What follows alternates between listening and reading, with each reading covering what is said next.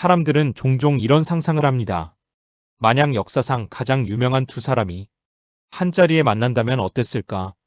예를 들어 스티브 잡스와 아인슈타인, 세종대왕과 다빈치 같은 느낌입니다. 중국 역사에도 그런 전설 같은 만남이 있습니다. 바로 공자와 노자입니다. 유교의 상징인 공자, 도가의 상징인 노자. 한 사람은 질서와 예를 말했고 다른 한 사람은 자연과 무의를 말했습니다. 완전히 다른 두 사람. 무슨 이야기를 나눴을까요? 오늘 이야기는 바로 이것입니다. 공자와 노자의 만남은 어땠을까? 그리고 왜 이 이야기가 2500년이 지난 지금까지 계속 전해지는 걸까? 그 이야기를 해보겠습니다. 당시 젊은 공자는 배움에 미쳐있던 사람이었습니다. 세상을 바꾸고 싶었고, 정치를 하고 싶었고, 무엇보다 제대로 배우고 싶었습니다. 그는 늘 질문했습니다.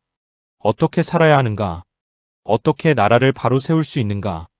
그러던 어느 날, 공자는 한 사람의 이름을 듣게 됩니다. 노자. 당시 주나라의 도서관 같은 곳을 관리하던 인물.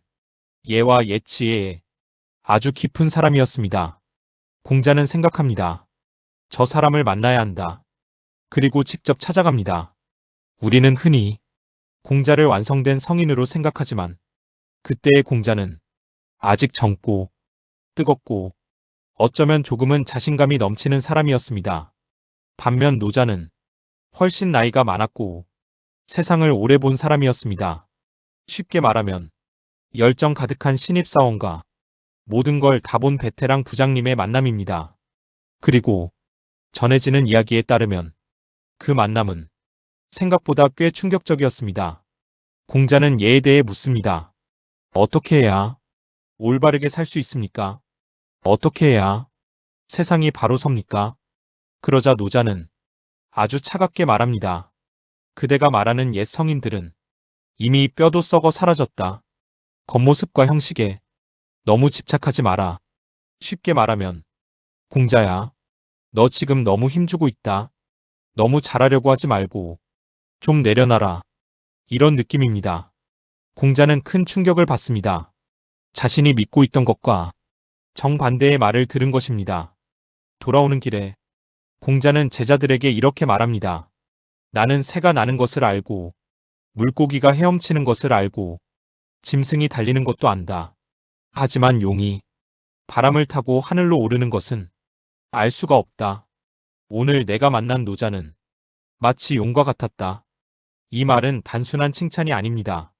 이해할 수 없을 만큼 깊고 두려운 존재였다는 뜻입니다. 공자조차 압도당한 순간이었습니다. 정말 만났는지는 지금도 정확히 알 수 없습니다. 기록마다 조금씩 다르고 전설처럼 과장된 부분도 많습니다. 어쩌면 실제 만남보다 사람들이 그 만남을 믿고 싶어 했던 것인지도 모릅니다. 왜냐하면 너무 상징적이니까요. 질서를 믿는 사람과 흐름을 믿는 사람, 앞으로 나아가려는 사람과 멈춰 서려는 사람, 우리 안에도 늘 이 두 사람이 있기 때문입니다. 현대를 사는 우리도 그렇습니다. 계획을 세우고 목표를 향해 달립니다.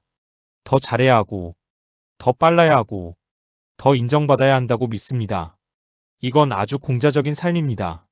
그런데 어느 순간 너무 지칩니다. 왜 이렇게 힘들지? 왜 이렇게 불안하지? 그때 노자의 목소리가 들립니다. 조금 쉬어도 된다. 억지로 붙잡지 마라. 흐름에 맡겨라. 참 이상하죠. 우리는 공자처럼 살다가 노자를 그리워합니다. 사실 중요한 건 누가 맞느냐가 아닙니다.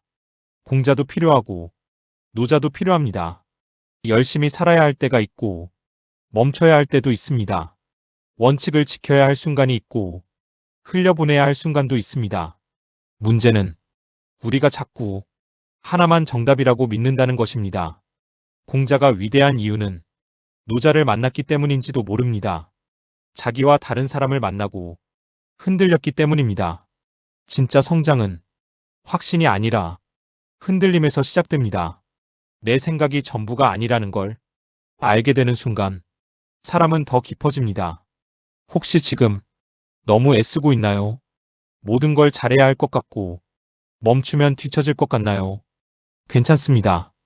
공자도 한 번은 멈춰서서 노자를 바라봤습니다. 그리고 그 순간 더 큰 사람이 되었습니다. 인생은 계속 앞으로만 가는 것이 아니라 가끔은 멈춰서 다른 길을 바라보는 것입니다. 공자와 노자의 만남은 어쩌면 그 이야기를 우리에게 남긴 것인지도 모릅니다. 열심히 사는 당신에게 가끔은 조금 느려도 괜찮다고, 조금 덜 완벽해도 괜찮다고 그렇게 말해주는 이야기 말입니다.